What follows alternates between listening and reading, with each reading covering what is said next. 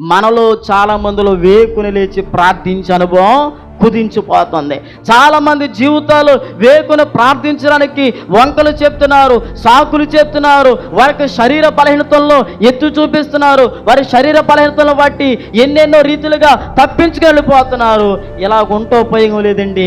మనము కొంతమందికైనా మాదిరికరంగా ఉండి మనల్ని కొంతమంది వెంబడించాలంటే, మనల్ని చూసి కొంతమంది ఆత్మీయంగా ముందుకు నడవాలంటే, మనల్ని చూసి కొంతమంది దేవుని దగ్గరికి రావాలంటే వేకుని ప్రార్థించే అనుభవం మన జీవితంలో ఉండాలి. వేకునే ప్రార్థించే జీవితం ఉంటే నడవడిక కూడా లోక సంబంధమైన నడవడికగా ఉంచదు. వేకునే నిజముగా ప్రార్థించే అనుభవం, వేకునే దేవునికి మొర్రపెట్టే అనుభవం మన లైఫ్లో ఉంటే చిన్న చిన్న తప్పుడు అడుగులు మన లైఫ్లో పడుతున్నా మనంతటా మనం సరి చేసుకోనగలిగిన ఆధ్యాత్మిక వెలుగైన జీవితంలో దేవుడు మనం తప్పకుండా ఉంచుతారండి.